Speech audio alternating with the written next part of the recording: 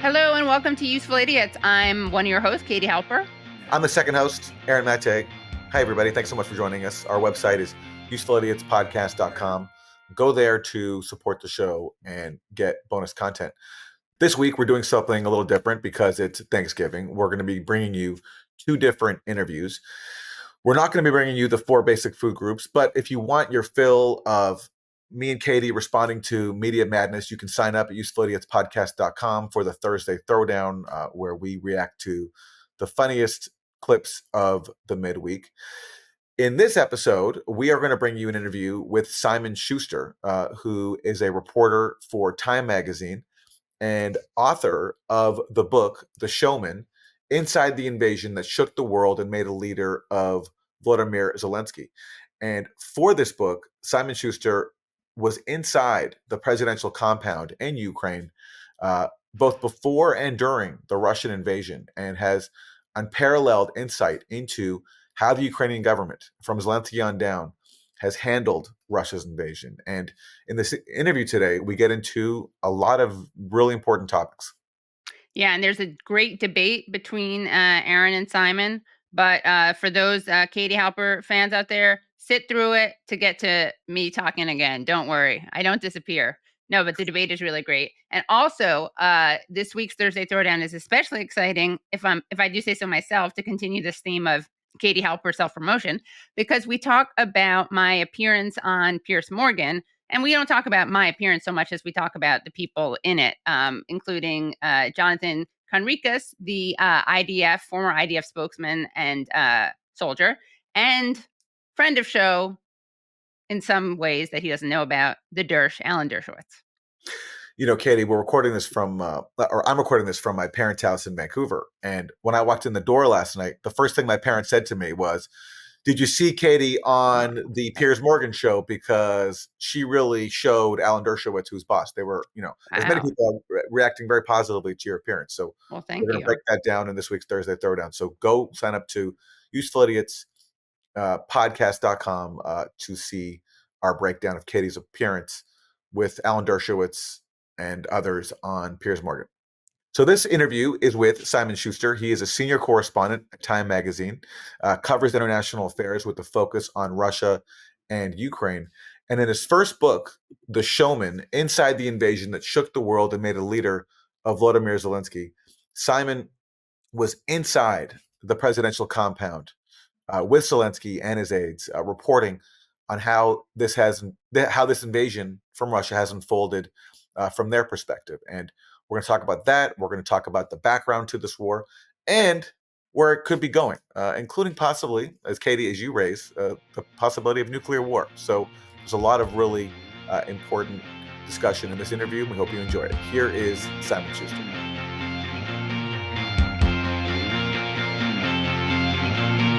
Simon Shuster, thank you so much for joining us. Thank you for having me. Great to be with you guys. You've been covering Ukraine for many years. You wrote a recent book based on, a lot of reporting inside Ukraine and access to Zelensky's circle. So we're very grateful to have your insight. Just want to start with a broad question. Trump is coming in. There is a lot of speculation about whether he will change the policy, whether he will impose a peace settlement on Ukraine. But on his way out, Joe Biden has given Ukraine this permission to use, for the first time, long-range U.S. weapons to strike into Russia. I'm just curious overall your assessment of where things are inside Ukraine now and where this war is going. Yeah, that's a big one to start with. I guess, very broad strokes. I wouldn't be surprised if there was some kind of ceasefire in the first quarter or first half of 2025. That's where things seem to be going.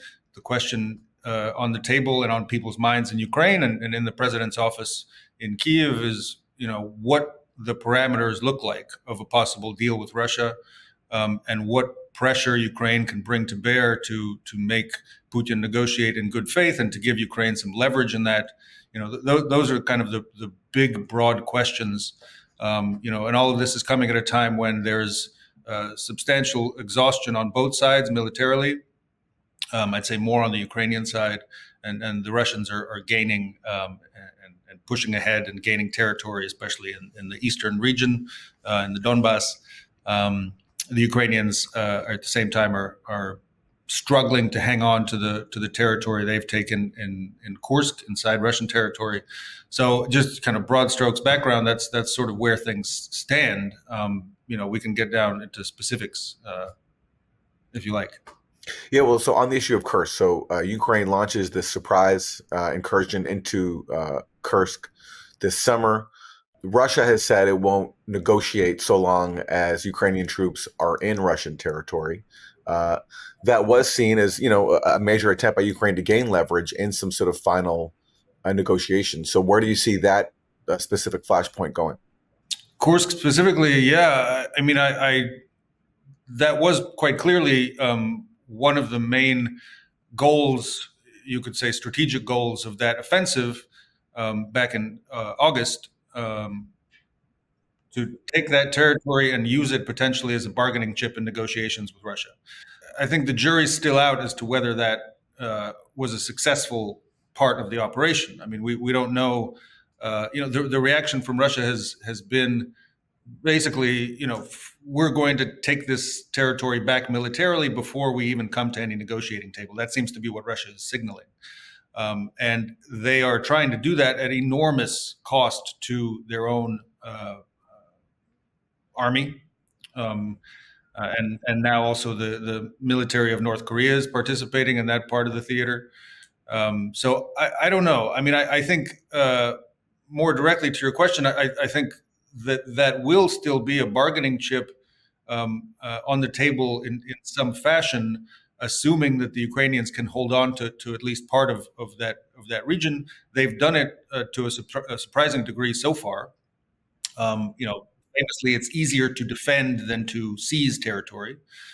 So they're doing that, and they're inflicting massive casualties on the Russians in the Russian attempt to take that territory back. But the question, the answer to your question fundamentally depends on whether negotiations can begin when Ukraine still holds part of the Kursk region. Right. And meanwhile, Biden has given Ukraine this long-sought permission to use ATACMS missiles for strikes deep into Russia. We've already seen at least two separate instances of Ukraine using this new missile system, or this new permission to use the missile system. Russia responded by firing a previously unknown intermediate range missile, which Putin then gave a speech essentially saying that worse could come unless the West steps back. Do you think that, from your sense, what is Ukraine's hope in terms of what these ATACMS can accomplish, and where do you see that going? Well, given how close we seem to be to the beginning of some kind of negotiating process where some real talks begin, everything is seen through that prism. How much advantage can you gain on the battlefield, and how can you use that as leverage in a negotiation? So all of these long distance strikes, yes, they do hurt Russia's ability to attack Ukraine. They weaken the Russian forces. They certainly cause some alarm among the Russian population. Hard to measure how much, but some. But I think the main issue is, in launching these long-range strikes into Russia, Putin doesn't want that to continue. So how much will he trade? What will he give up to stop Ukraine from doing that, continuing to do that in a negotiation? I should note that Ukraine has the capacity to launch pretty substantial long-distance strikes, even without the ATACMS system, even without foreign weaponry. It has been doing that with homemade drones and missiles for a long time. So the question, again, seen in the context of a possible negotiation that I think we will start seeing soon, is does that give Ukraine leverage? How much is that leverage worth at the negotiating table, this ability to launch these long-range strikes?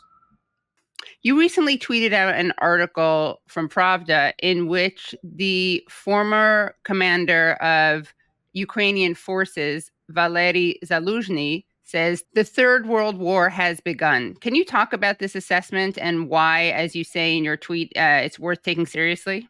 I mean, I think it's been worth taking seriously for a long time. I watch, as part of my coverage of the war, Russian propaganda pretty intently to see. It's a good window into what people in the Kremlin are thinking, honestly, because Russian propaganda channels, they get talking points directly from the presidential administration.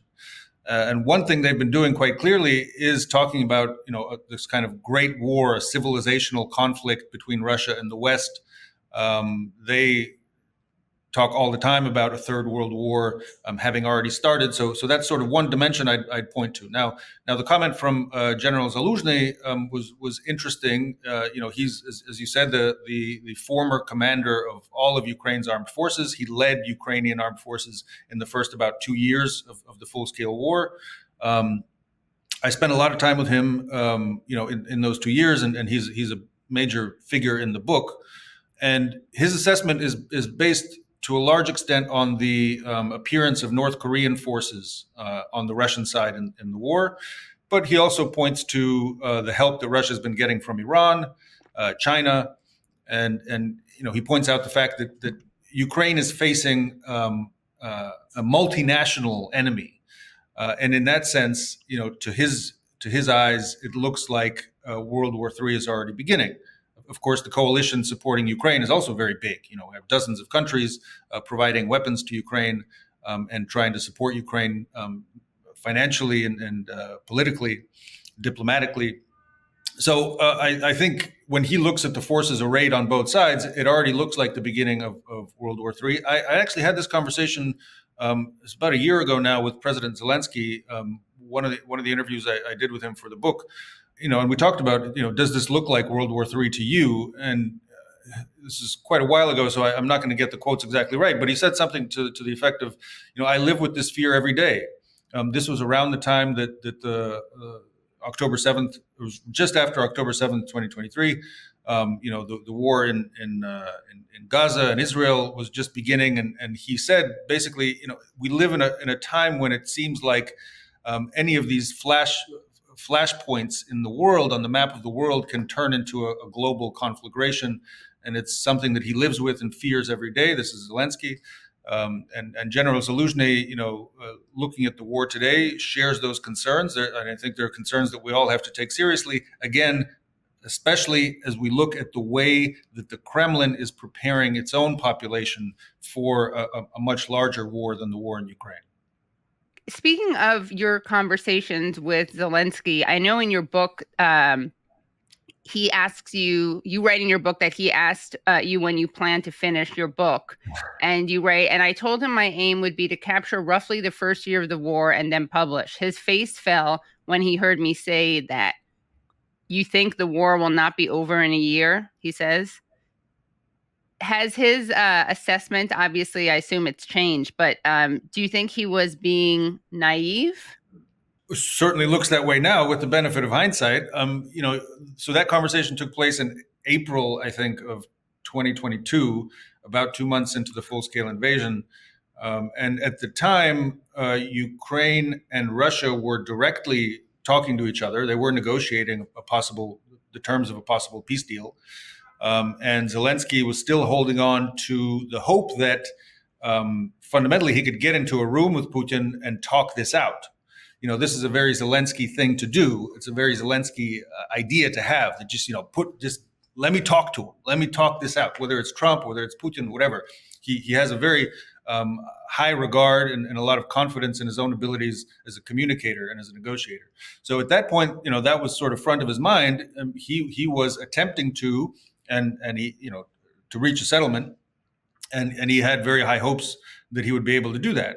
So I think that's where he was coming from in that statement. So yeah, he didn't think that it would take him, more than a year to end the war. It was so horrific also to him, what he was seeing and what he was experiencing in those days and weeks, that it was hard for him to get his head around the fact that it could continue for as long as it has. But now, of course, looking back, it's gone on much longer than a year. So yeah, it does look naive. I guess a related question I have is, do you think that at that point it would have been possible to reach a settlement had certain things gone differently? And of course, there's that famous Boris Johnson visit. I wonder what you think the role of that is in the trajectory of the war. Thank you. Yeah. I mean, generally in my work, I try not to think too much about hypotheticals. So I deal with the reality we have and not possible alternative realities. I also try as much as I can to avoid making big predictions. I think the present and the recent past is interesting enough for me. But that point, I can talk about why it happened the way it did, the breakdown in those negotiations.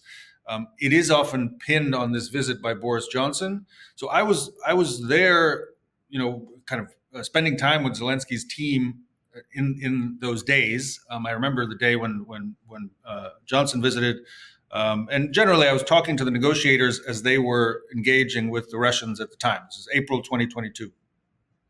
I believe Johnson's visit was April 9th. And Johnson's position, as we now have kind of read about in press reports, wasn't a big factor at the time for the Ukrainians.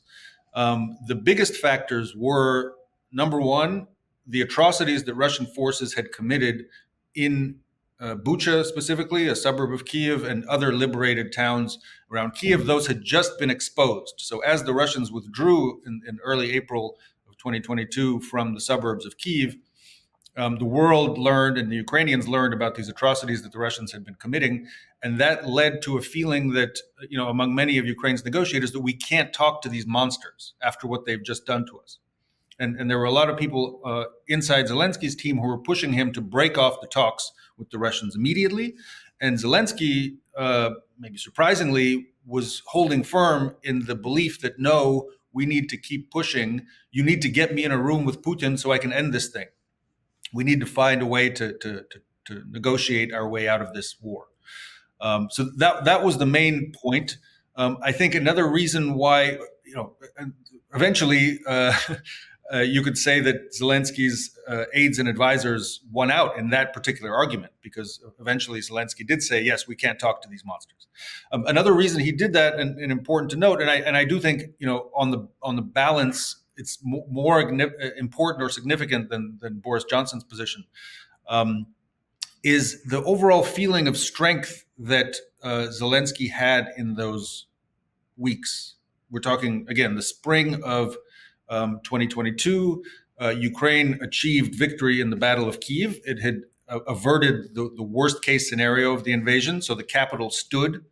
That gave Zelensky quite a strong sense of, he can survive this thing. And then there were a series of smaller victories that Ukraine achieved at the time. One that comes to mind is the sinking of the flagship of the Russian Black Sea Fleet, the Moskva. Now, with hindsight, it seems like a fairly insignificant thing, but at the time, this was a huge morale boost.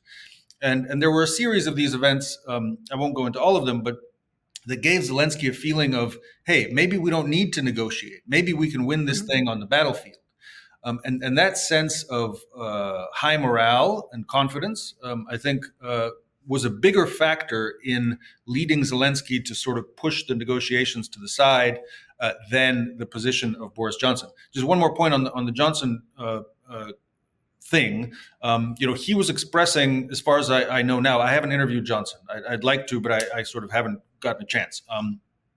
He was expressing an idea that was pretty widespread among Ukraine's Western allies at the time, is these negotiations that Ukraine and Russia were having in the spring of 2022, Ukraine was trying to get Western allies to basically guarantee the results of whatever those negotiations would be. So to provide security guarantees such that if Russia violates those agreements, the Western allies or Ukraine's foreign allies would sort of step in to protect Ukraine. And the Western allies were essentially saying, we're not ready to do that. You guys can negotiate, but we're not, going to guarantee whatever you come up with. We're not, they didn't really want to be party to those negotiations, honestly. So that's my understanding and my sense of where Boris Johnson was coming from, and he wasn't alone. He maybe expressed that to Zelensky in sort of his typically bombastic way, but yeah, I think that Zelensky was hearing the same thing from a number of Western allies. If I put the available evidence together, I come to a different conclusion. And let me just lay out some of it. I'm curious your response. So, on the issue of the security guarantees, what I don't understand about the Western position there is that, the West promised Ukraine eventual membership into NATO anyway, which the whole thing about NATO membership is you're providing a security guarantee under Article 5. So it's not as if the West was unwilling to provide a security guarantee. It seems to me that they were unwilling to provide one if it could end the war quickly, which would then undermine the U.S.'s stated goal of essentially handing Russia a strategic defeat in Ukraine, or in the words of Lloyd Austin, to weaken Russia. So I never understood how the West could promise Ukraine a security guarantee one day in the future under NATO, and then risk a war over it, because that was Russia's key demand before invading, that they commit to neutrality for Ukraine, but then deny Ukraine security guarantees when that provision could help end the war because it would underpin the peace deal with Russia. Johnson was quoted as saying by Ukrainian sources who first disclosed this meeting that they saw an opportunity here to smash Putin because Putin was weak, which plays into the idea that the West was using Ukraine to weaken Russia. And then you have Ukrainian negotiators, the chief negotiator, who's a member of Zelensky's party. You can David Abahavi. Yeah. He said that Russia's key demand was neutrality for Ukraine. He didn't mention the alleged Russian atrocities in Bucha. And as you mentioned, Zelensky said that the atrocities in Bucha underscore all the more reason for us to make peace so we can stop more atrocities from happening. Another Ukrainian negotiator, Chali, he said that Russia did everything possible to make peace and that they were very close. And we recently got from the New York Times these very, very detailed draft documents that were worked on by both sides. There were still some differences, obviously, but those documents to me show how far both sides went in brokering a deal. So then all of a sudden, when you have Johnson coming in saying, we're not going to back you up with security guarantees you need, and we think you should keep fighting because Putin is weak. And recently you had Victoria Nuland in another admission saying that, this would have, if Ukraine had agreed to this, they would have essentially been neutered because we wouldn't have been able to place offensive missiles inside Ukraine. That to me, bolsters the argument that Ukraine's allies here were concerned that they were losing their right to use Ukraine for their ultimate goal of bleeding Russia. Wow, I mean, there's a lot to unpack there, Aaron. I'm not sure where to start. I mean, one thing that jumps out at me is you seem to be in laying out your points, ignoring the factor of Ukrainian agency and what Ukrainians wanted to do at the time and what their president and their leadership wanted to do at the time. So, in what you say, it sounds like Ukraine is a mere instrument of Western machinations. That's not really what it looked like to me on the ground. It looked like, certainly in those months, and to a large extent ever since, the Ukrainians were very much steering events through the force of their defense and through the force of their diplomacy as personified by President Zelensky. So I think you shouldn't discount the role that Ukraine had in actually pushing the Western powers to take this or that course of action, because Ukraine basically left them no choice. Ukraine was going to defend themselves.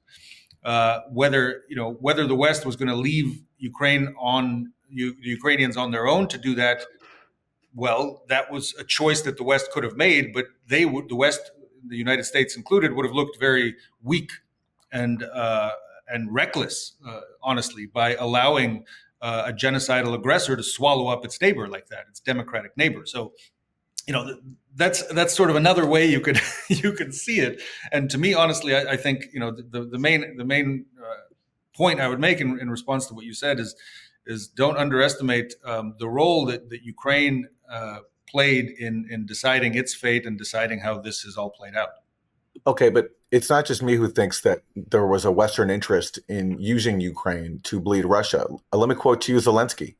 He gave an interview to The Economist in late March 2022, just as these talks with Russia were proceeding. And he said this: there are those in the West who don't mind a long war because it would mean exhausting Russia, even if this means the demise of Ukraine and comes at the cost of Ukrainian lives. This is definitely in the interests of some countries. So that was Zelensky also acknowledging that there are some countries who do see Ukraine as an instrument. And it's my argument that that's who ultimately won out here, because after Zelensky says this in late March, they do hammer out a pretty detailed agreement with Russia.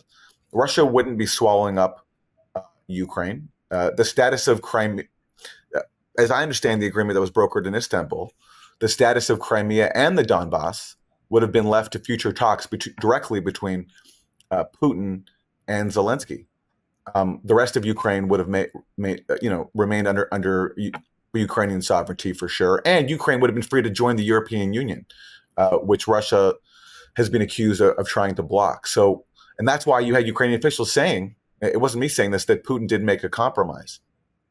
So I'm not alone in saying that there was a Western interest in using Ukraine here. And there are also many U.S. officials who said this is a great investment for us because they're killing Russians on our behalf. Right. Yeah. I remember Lindsey Graham put this in very kind of stark and quite shocking terms. I think Mitch McConnell said something to that effect. No, I mean, I'm not discounting what your point. I think there were definitely a lot of officials and military leaders in the West, in the United States included, who saw a strategic opportunity to weaken a strategic adversary without involving their own troops. That's right. The thing is that the Ukrainians wanted to defend themselves, and they wanted to defeat Russia, to push Russia back and to get their territory back. So that makes them allies. It doesn't make Ukraine an instrument of some kind of Western conspiracy. It does, but if there's a reasonable opportunity to prevent further bloodshed and further loss of territory, which is what I think they had in the spring with the Istanbul talks, why not pursue that as opposed to, listening to Boris Johnson and Victoria Nuland, who are saying, don't do this because, you'll be neutered militarily, when the result is you lose, a lot of people and a lot more territory.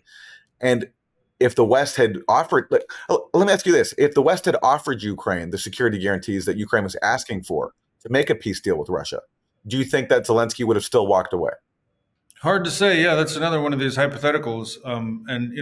One thing that I learned, generally in my work, but also while working on this book, is that, a couple of things. First, you really got to be humble about using the benefit of hindsight, because in the moment, especially if you were there seeing these arguments play out in real time back then, you have to judge it based on the information that the decision makers had available to them at that time, what emotions were driving them, what strategic prerogatives were driving them.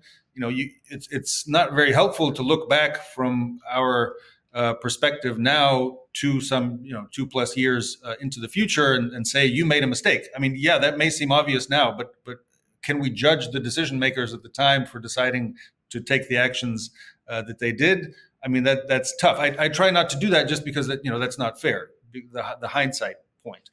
Also the second point I'd make is, and also it's kind of a point about humility when you really dig down into the cause and effect of this or that turning point in the war, or really any kind of turning point in history, is there's usually not one factor. It's usually a very complicated muddle of factors that lead to these turning points in history.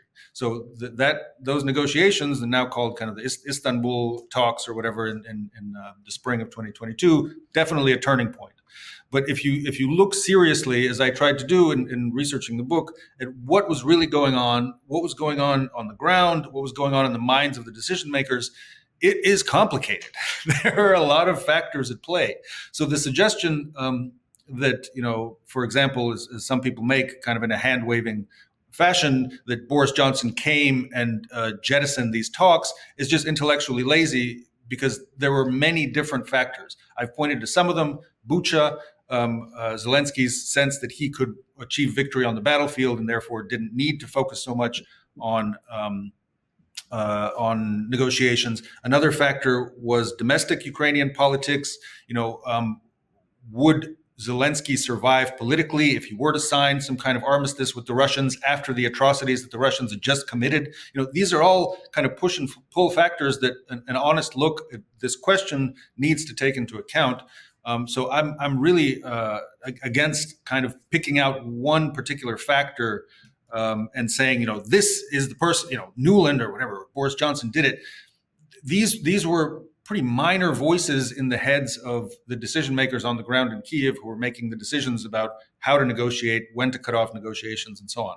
I know that because I was there talking to them at the time, including David Arahamia, who you cited, in reference to Boris Johnson. I guess we'll disagree here on the scale of the influence of the U.S. and UK, because to me, given that Ukraine relies, this is not contested. Ukraine relies on the U.S. for so much. We recently learned from the New York Times that in the aftermath of 2014, the overthrow of Yanukovych, the CIA built up bases. U.S. became very influential inside Ukraine, and then militarily, of course, Ukraine was reliant on these tens of billions of dollars in military support. So in that kind of situation, for me, when I see Victoria Nuland and Boris Johnson expressing their opposition to the peace deal that Ukraine negotiated with Russia and saying we're not going to give you the security guarantees you need to secure that deal, to me, that strikes me as instrumental. But I understand you were on the ground, you were with Zelensky's team, and you had insight into their decision making that the rest of us don't. I'm going to ask you one more hindsight question, though, if you'll indulge me, which is the Minsk Accords. Prior to Russia's invasion, you had this agreement that was reached in 2015, in which basically the conflict in the Donbass that broke out in 2014 would end if Ukraine granted some autonomy to the ethnic Russians regions of the Donbass that had rebelled after the overthrow of Yanukovych. And Zelensky was elected with a lot of hope inside of Ukraine, with a mandate to make peace, to end the war. There were many people who saw him as a legitimate outsider who was promising to make peace, who was going to, break with the years of corruption and warfare that Ukraine was mired in. My impression from your book, though, is that Zelensky essentially gave up on trying to implement the Minsk Accords because he saw the people of the Donbass as essentially as Russian dupes. Let me quote you what you write. When Zelensky took office, he promised to let these people in the Donbass vote, believing he could win their support. But he soon realized he could not reach them. They had been brainwashed, he said, by years of Russian propaganda. Instead of holding elections in the Donbass, Zelensky tried to go after the source of Russian propaganda in Ukraine, the television channels that Viktor Medvedchuk, who's an ally of Putin, used to spread the Kremlin's message. Without its TV channels, the party did not stand a chance in the political arena. And that's when Zelensky, shortly after Biden takes office, shuts down these Russia-aligned TV channels inside Ukraine and brings charges against a close Putin ally, Medvedchuk. And you also quote Zelensky as saying this: the people of the Donbass have been brainwashed. They live in the Russian information space. I can't reach them. There is no hope of making those people understand that Russia is really an occupying power. Well, my question is, and again, you're not speaking on behalf of Zelensky, but I'm curious why Zelensky didn't consider just implementing the Minsk Accords, let these people vote the way they want to, and respect their will, rather than continuing the years of warfare against the Donbass and ultimately helping lead to this situation where Russia comes in to resolve that conflict with an invasion. Yeah, fair question. And Aaron, as you know, and Katie, as I'm sure you've seen, there's been endless discussion about this in diplomatic circles and in the press and among analysts. I spend at least a chapter of the book talking about this issue and sort of laying out how it went wrong. To the most direct answer I can give to your question is that Russia did not, or I could say also did not abide by the Minsk agreements. The fundamental disagreement between the two sides, Russia and Ukraine, was who should take which conciliatory step first. So Zelensky came into office in 2019 saying he wants to make peace in the Donbass, reach a peace deal with Russia.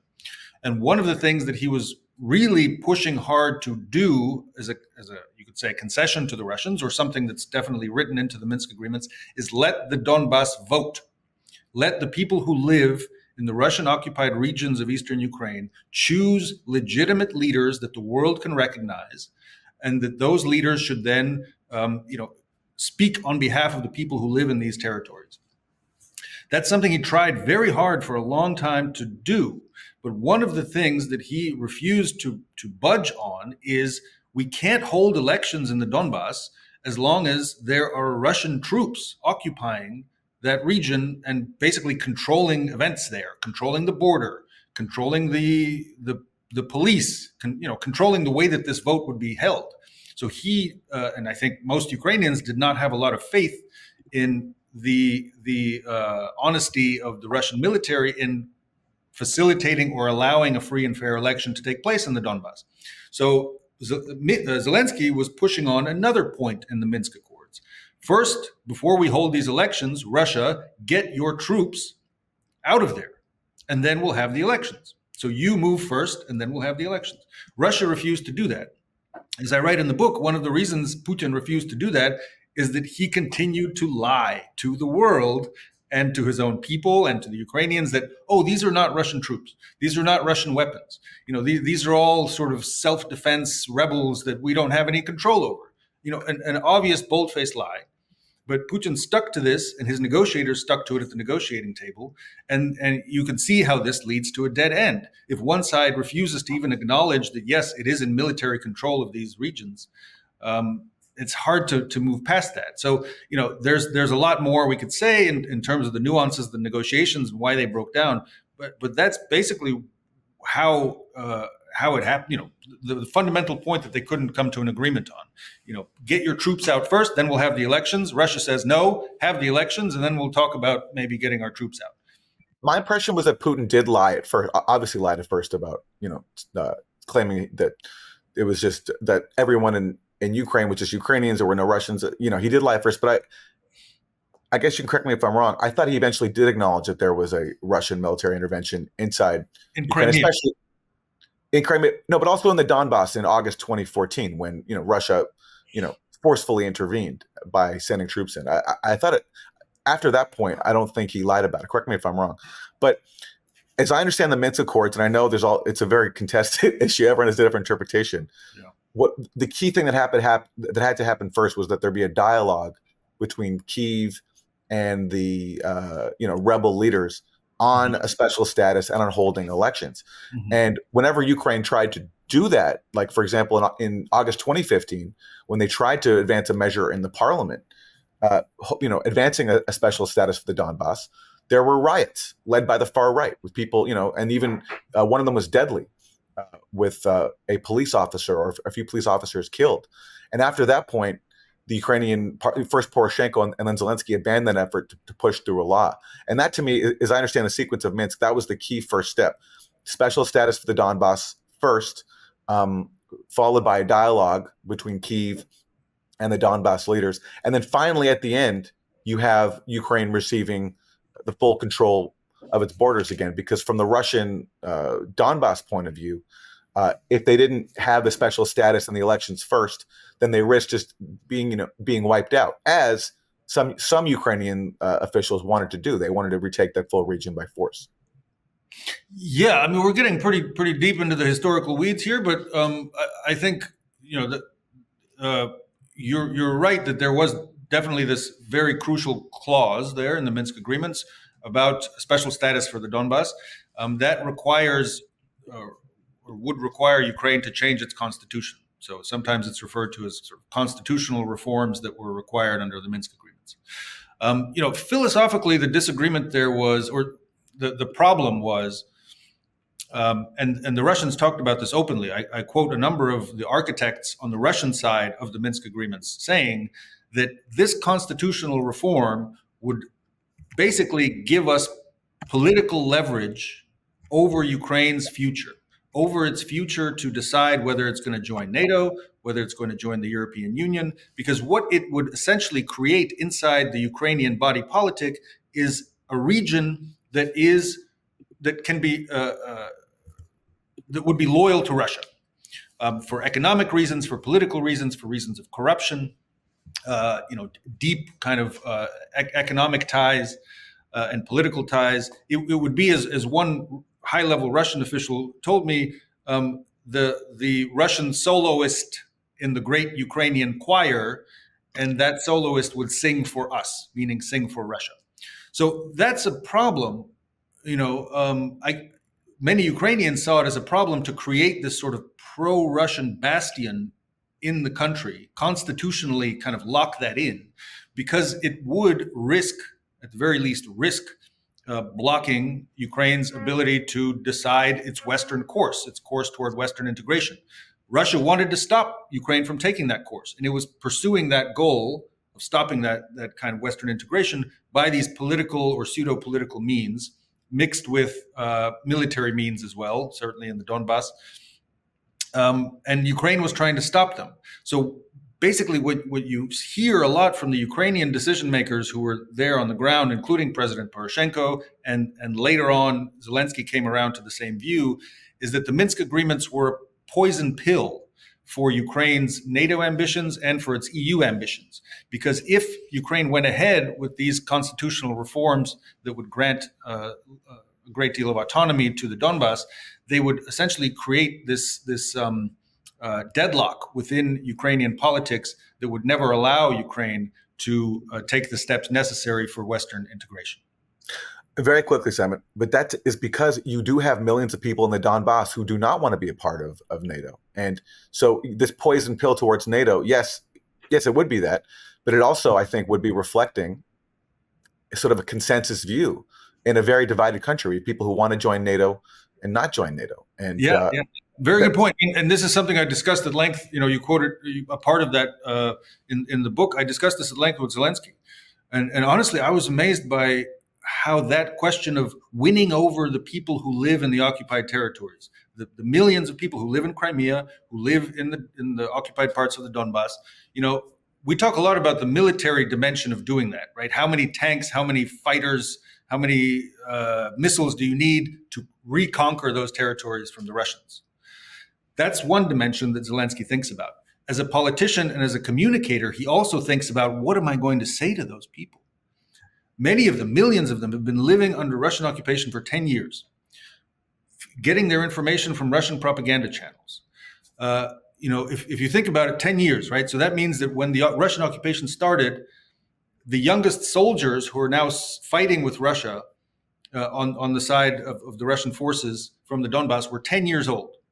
So yes, Zelensky looked at that and saw it as a really almost insurmountable political problem or problem of communications. How do you convince those people that Ukraine is their home? And he thought about ways to do that. In our conversations, he didn't offer much of a roadmap that I found convincing, but he said, one thing we damn sure need to do is turn off the Russian propaganda channels and basically plug in our own. So give those people access to Ukrainian TV so that Zelensky can quite literally speak to them. Would that work? I don't know. It's a hypothetical that we haven't tested yet at all. But that's the way that he was thinking about it. So, it's a very difficult challenge after 10 years of them living, as he put it, and as he quoted, in the Russian information space, to win them back, to make them feel like Ukraine is their home and Kyiv is their capital. That's a very hard challenge. And he has been thinking about ways to do that, but I don't think he has a clear picture other than this kind of, turning off the Russian channels, turning on the Ukrainian ones. Well, and that to me sounds, if you're shutting off channels, then you're not respecting democracy, because that's what dictators do. Is Putin shuts down opposition TV channels that he doesn't like, and one alternative would be to let people speak the Russian language. Their efforts to curb use of the Russian language, and to respect their cultural rights, and to recognize that Ukrainians of the East are just as Ukrainian as the Ukrainians in Western regions. And that's why, to me, and we can move on now, because I've sparred with you enough on this, but it's you're right. It is a lot of hypotheticals now, and it's a lot of hindsight. But to me, if Zelensky had fulfilled his mandate to, he talked about how people in the East should be able to speak Russian. He said a lot of those things, and I wish he had followed through on that rather than listening to groups like the Azov Battalion and Right Sector and Svoboda, who did not see these people in the East as equal Ukrainians. I think that's not fair at all. So I have spent a lot of time, in Ukraine, including in the Russian-speaking parts of Ukraine. My family, I have a lot of relatives in Odessa, which is a Russian-speaking city historically and culturally. There was never a threat so no one was trying to stop them from speaking Russian.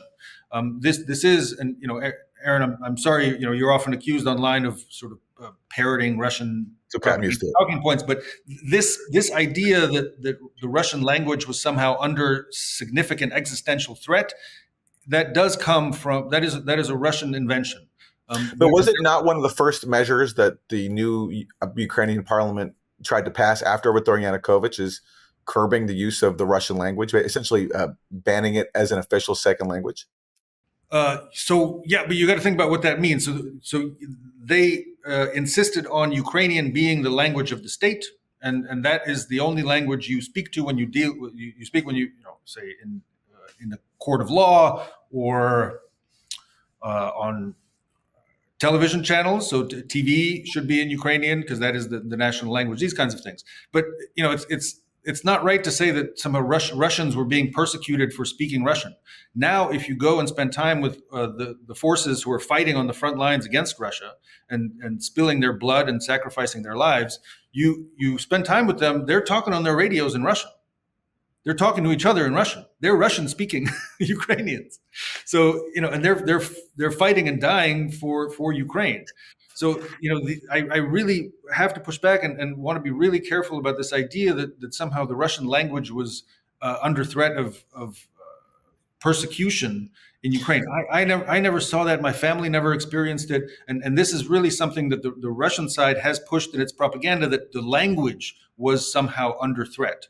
But how about the cultural identity? Because if you have, as we talked about, Medvedchuk, who's who at the time when he was, charged by Zelensky, he's the top opposition leader in the country. Some polls even show that his party was ahead of Zelensky. So when he's being persecuted and his Russian affiliated TV channels are being shut down, can you understand why people in the East see that as an affront, not necessarily on their language, but on their culture?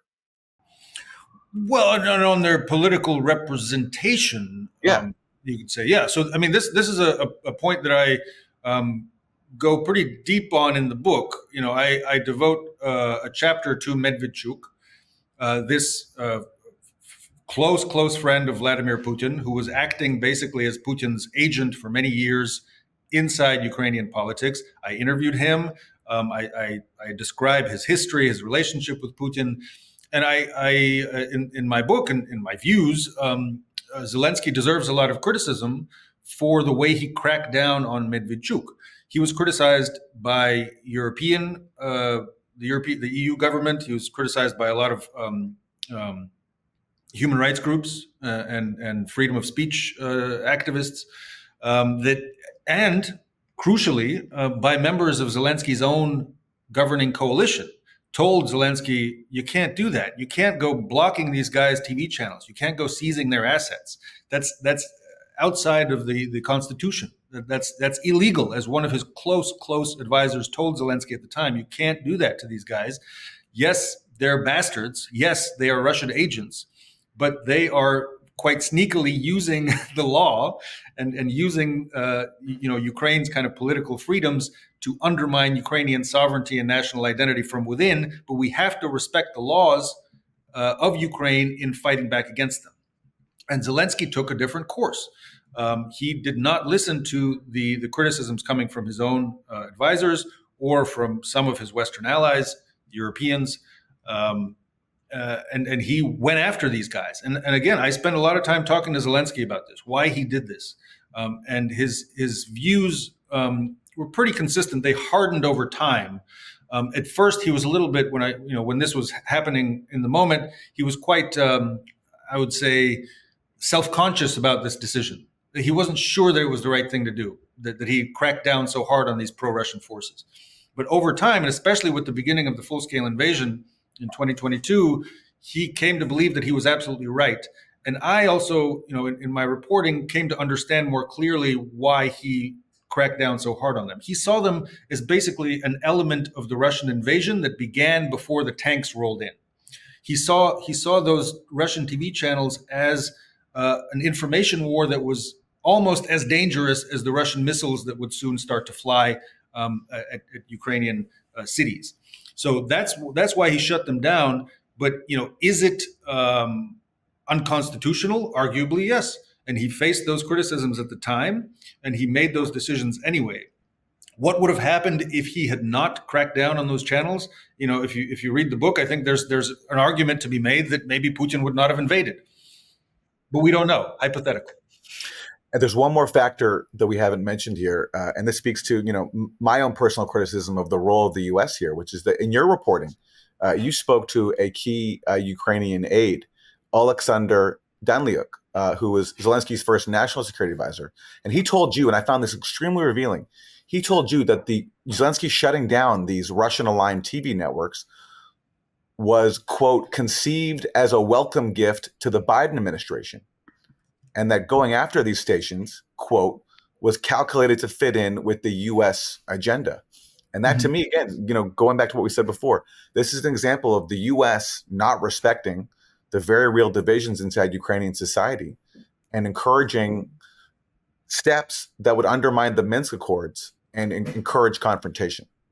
I'd say that's a fair point of view. I didn't only hear that from Daniluk, but also from officials in the State Department that I interviewed about this. They were cheering for Zelensky's crackdown against Medvedchuk and against Medvedchuk's pro-Russian TV channels. And this happened about a month after President Biden was inaugurated. So yes, that is why Daniluk, said to me this lined up with Biden coming to power. It's kind of a long, complicated story, and I would encourage people to kind of look deeply into the reporting from that period. But yes, the position of the United States was notably different to the position of the Europeans when it came to this question: should Zelensky crack down on these channels or not? How hard should he hit these pro-Russian forces inside Ukraine who were fighting the information war against Ukraine? The Europeans were more cautious and saying, we need to stick to the letter of the law, and we can't, use kind of extra constitutional methods to wage this information war against the Russians in Ukraine.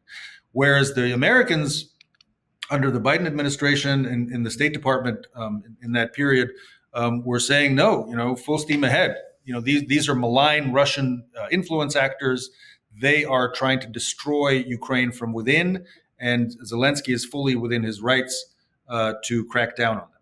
This was a disagreement at the time, and it remains, I think, a contentious point in studying the history of how we got here. So I take your point, and I think it's a fair one. Okay, so I'm going to shift gears a little bit, although this was a fascinating debate.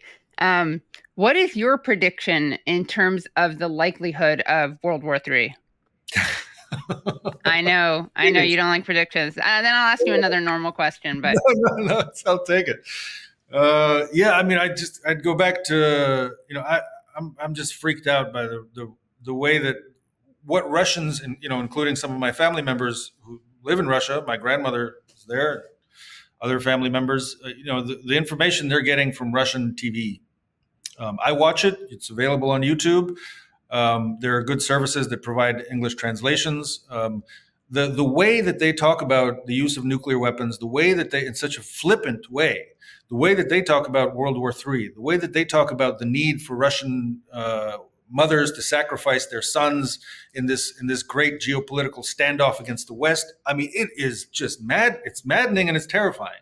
You have to take that stuff with a grain of salt, because this is, whatever political reasons, there's jingoism that you often hear in authoritarian societies regimes that are trying to sort of stir up nationalist fervor and so on.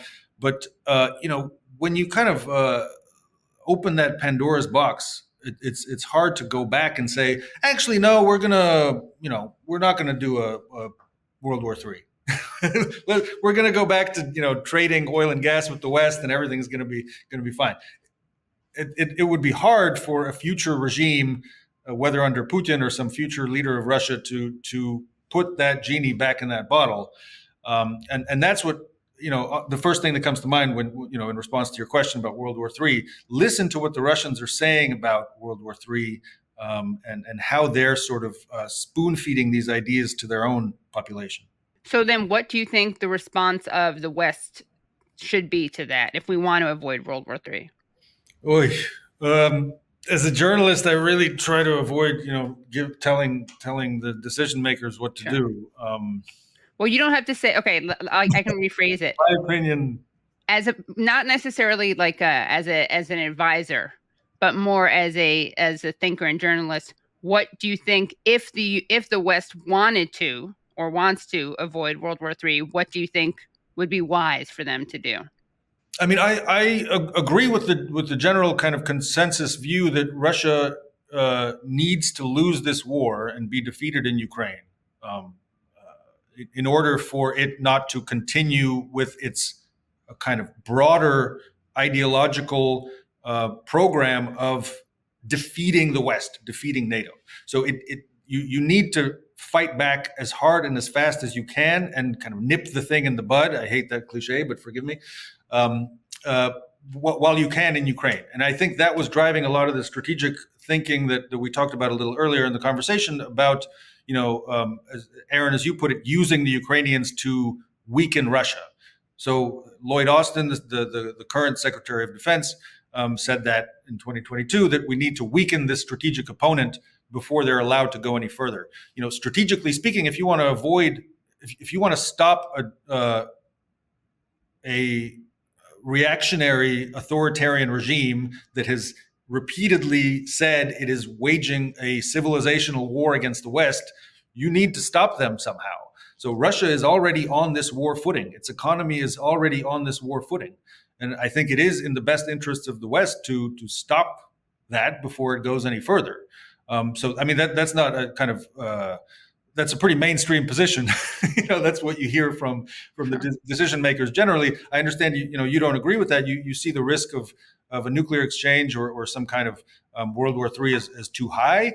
But I agree with the other side of that argument that if you sort of give Russia a win in Ukraine, you will pay a much higher price down the road. So you're saying, and this is not a rhetorical question, you're saying that some kind of nuclear war is preferable to letting Russia win for the sake of democracy? So I don't think so.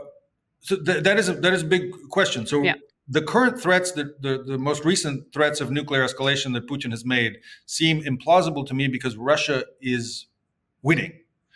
I think I was very concerned about Russia using nuclear weapons in Ukraine when Russia was losing in 2022.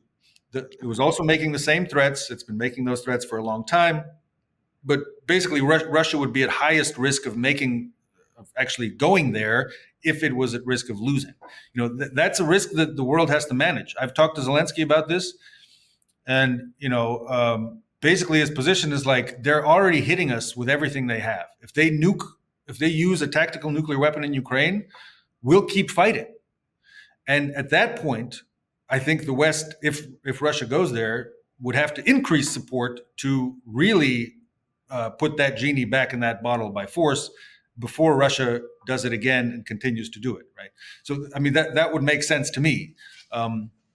Yeah, sorry to ramble, but I don't think the choice that you presented is exactly, we're not choosing between peace and nuclear use.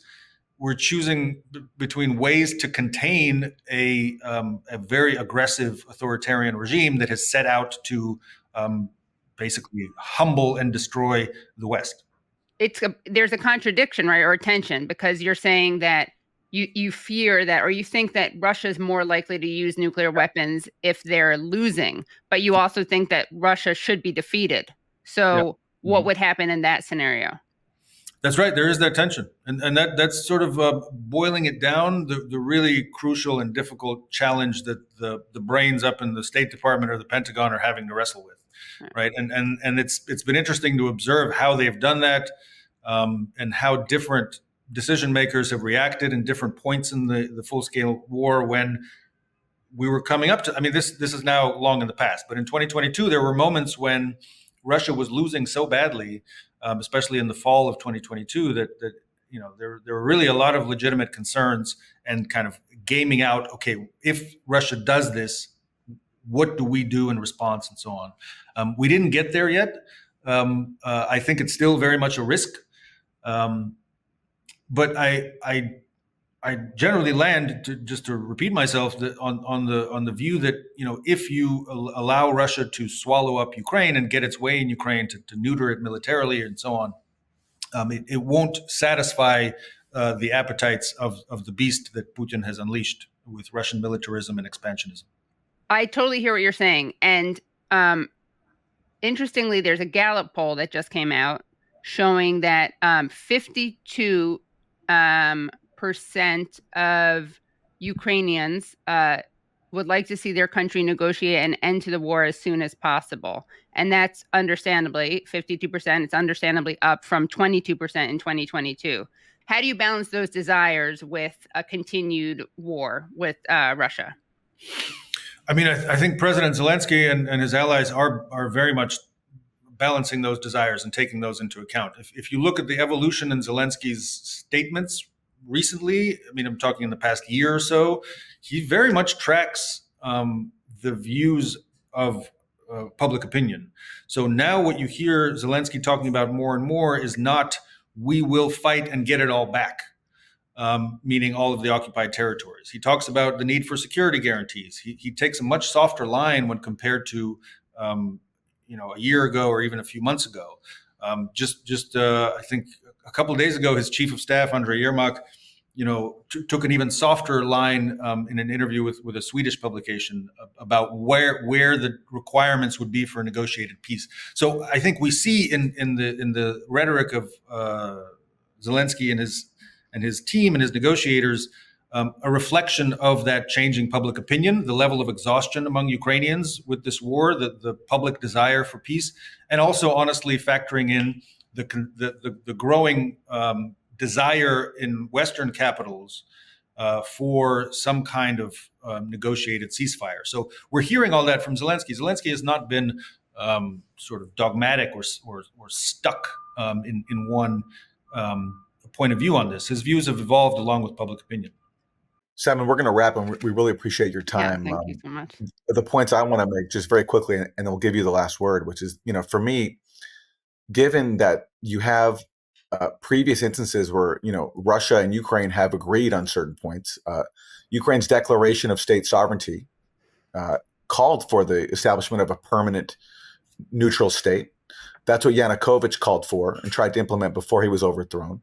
Then you had the Minsk Accords, which as much as some Ukrainians in Zelensky's circle have problems with, that was agreed to by Ukraine, which called for recognizing the autonomy of the Donbass within Ukraine. And you had the Istanbul Accords, which were very detailed agreements brokered between the two sides. Ukrainian officials, some of them, acknowledge this. That to me shows that there's a basis for a settlement, and it would require, though, Ukraine giving up on this, quest to join NATO, which polls have historically shown Ukraine's very divided on, especially if you include the regions of the Donbass that have been excluded since 2014. So that to me is a better alternative to continued warfare against a Russian army that is far stronger, because Russia's right there and it's a massive country. And previously that was considered conventional wisdom, but that's sort of been lost now in this war fever since Russia's invasion especially. So those are the points that I wanted to make. We'll leave you with the last word, and we're very grateful again to you for joining us. Thank you so much for having me. I mean, it's your show. I don't want to take the last word from you. Yeah, I guess if you let me make one final remark. Yeah, I think we have to listen to what the Ukrainians want and their perspective. Having spent so much time in the country, I understand their deep desire to live in peace. And it seems like with a neighbor such as Russia, you need security guarantees that Russia will not invade again. And the only security guarantees that we see on the horizon is NATO membership, basically living under the NATO umbrella. That provides something like a solid security guarantee in the 21st century.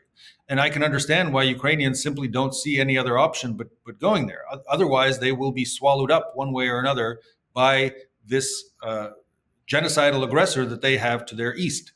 So I don't think it's fair to the Ukrainians to say, no, the only security guarantees available aren't available to you. Live with it. That seems unfair to me. That's just the last point I would make. You've been talking about how, Ukraine is not a kind of mere instrument or pawn, and it has its own agency and desires.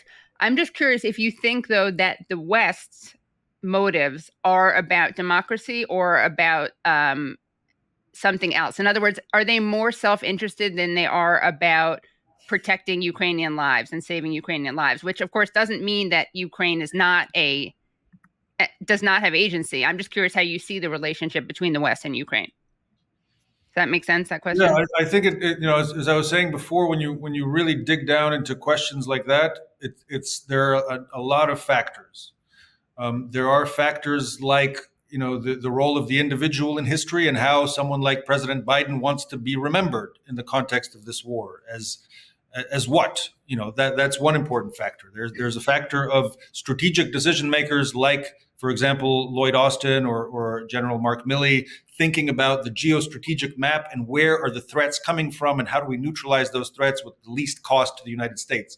And then there are other factors like the outpouring of compassion and sympathy that the American people and many people around the world showed to Ukraine in those early days of the full-scale invasion and wanting to help them defend themselves. That was also a major driver of how Western support and Western attitudes toward Ukraine were shaped and continue to be shaped by those kinds of factors and changes in public opinion, the public mood toward Ukraine. So I can't point to one thing that sort of shapes or defines Western interests in Ukraine.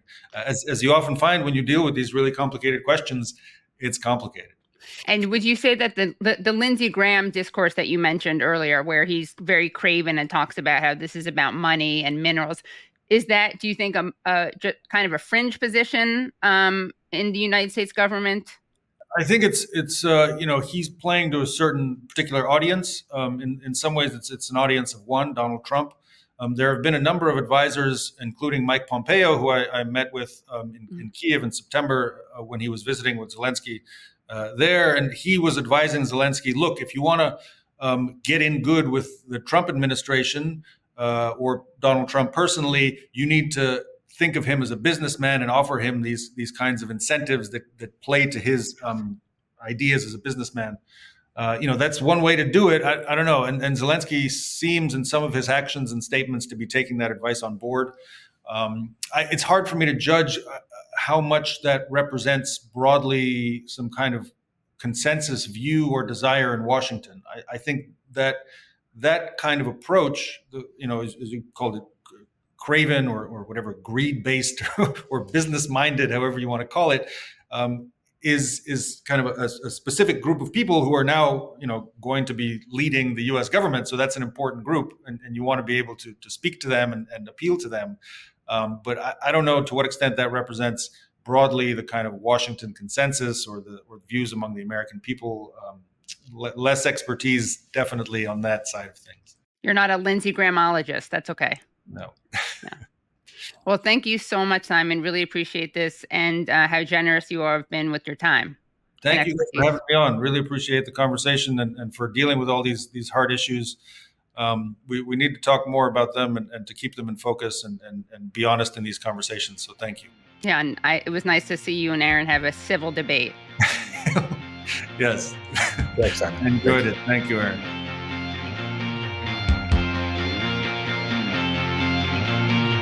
Well, that was a great time, a great debate, many important questions explored, a little scary, when you're talking about World War III and nuclear war, but it was good to hash it out. Yes, and if you want to read more of Simon Shuster's reporting, he's at Time Magazine, and also his book is called "The Showman: Inside the Invasion That Shook the World and Made a Leader of Volodymyr Zelensky." And he's also on Twitter at Shustry, Shustry. It's a cute little name, Shustry. Yeah. All right, that's our show. We're also going to be releasing a bonus interview this weekend featuring comedian Adrian Iapolucci, who has a new special on Netflix called The Dark Queen. So watch out for that on our channels. Thanks so much for joining us. We'll see you next time. Thanks so much for listening to and watching Useful Idiots. For extended episodes, bonus content, and our weekly Thursday Throwdown episode, please subscribe at usefulidiots.podcast.com. Support the show for free by subscribing on YouTube, Rumble, and wherever you get your podcasts. And if you like the podcast, don't forget to rate and review. You can also follow us on Twitter at UsefulIdiotPod. Thanks for supporting independent media. We'll see you next time.